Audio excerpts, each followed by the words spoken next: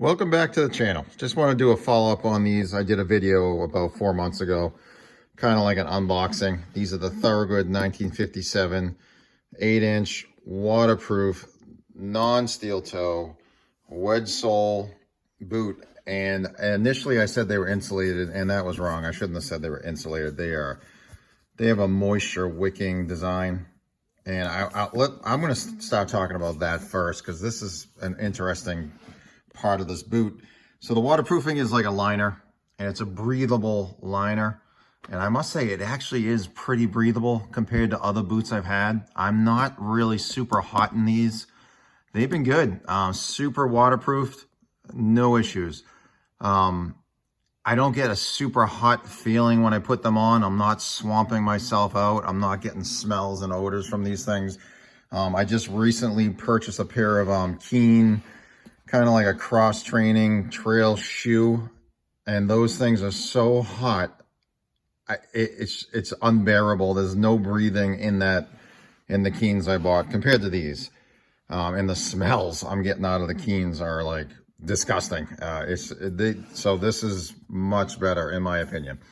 But there is a couple issues with the liner. Check this out. Ready? So if I jump in there, you see the stitching right here? And they get, obviously on both boots, there's a stitching that goes right down. So they put the seam right behind your heel, and this follows you all the way down to the insole, all the way down to the bottom.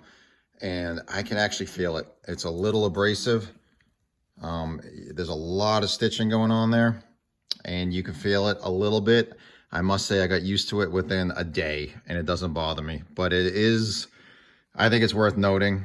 And the original video I had a little bit of a hump there, and I returned them. I returned them the very next day of that first initial video.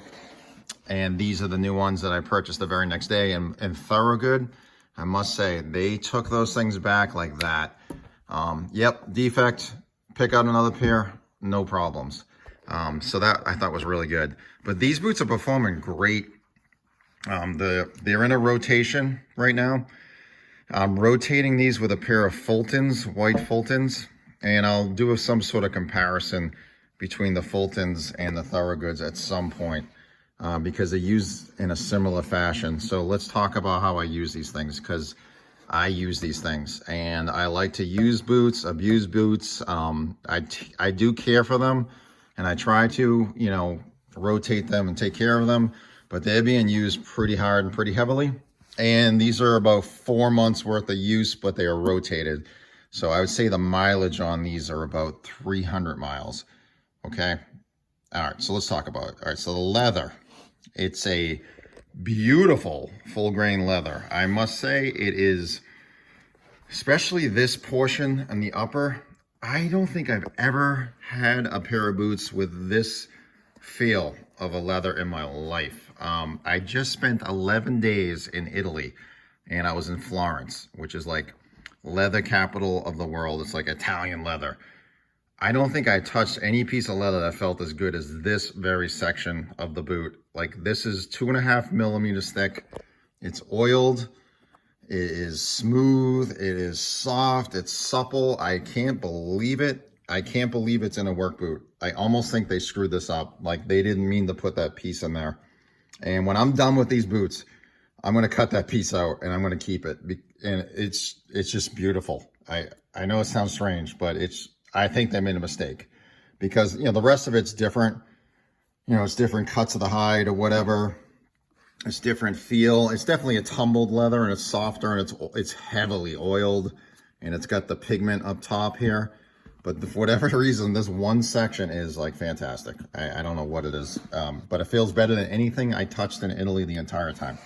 All right, so it is dyed. I believe they call this like a Briar slick or Briar oil slick. And this is what's interesting about it. It's going to scuff up and scrape really quickly. It's not dyed all the way through. That's for sure. There's like a top coating. And then as you start to work it just a little bit, you're going to get some scuffs, some scrapes, and that color is going to definitely change dramatically. And that's totally fine with me. It doesn't bother me one single bit. It's thick enough leather where it's not going to cut through, in my opinion, but it is going to change the look of these quite a bit. And I have not treated these yet with anything. No oils, no, mink or anything. I haven't waterproofed them because they already are. They're already waterproofed. Down the bottom here on the sole, we have their Maxwear wedge, which is just a company called Merrimack that makes these for Thorogood and several others, polyurethane base. And I find it to be outstanding on cement, even wet cement floors. Outstanding traction, super comfortable, and a composite shank in there. So I like that. And then I go up to the welt. The welt is a synthetic welt, and these things take a lot of criticism on certain channels about, it's not leather. Cobblers don't like to resole them. I must say, I don't have an issue with synthetic welts at all. As a matter of fact, I am right now rotating a pair of Fultons with a full leather welt. I have had less issues with this welt compared to a leather welt. Just me, I have had less issues with this. My leather welt, I'm already wearing it away substantially. It's not going to be reusable, the leather one, at the end anyway. So if I go a year, I'm not going to be able to reuse my leather welt. It's going to have to be torn off if I do resole them. Same thing with this. So I don't really see the big difference. For me personally, I should say. I kick everything in the world with these.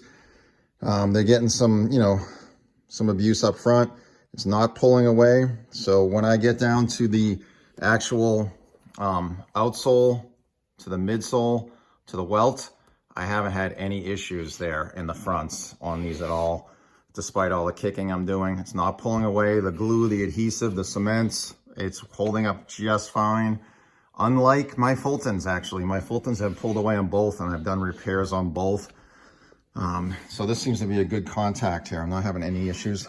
I have one-piece walk toe, so I have been able to do some welding, and even though the slag will catch in this basin area, if it burns the stitching, it's not going to split the mock open. So I like one-piece mocks, I really do. On the bottom here, yeah, there I stepped on a piece of something, slag, when I was welding about a month back. But yeah, just want to do an update.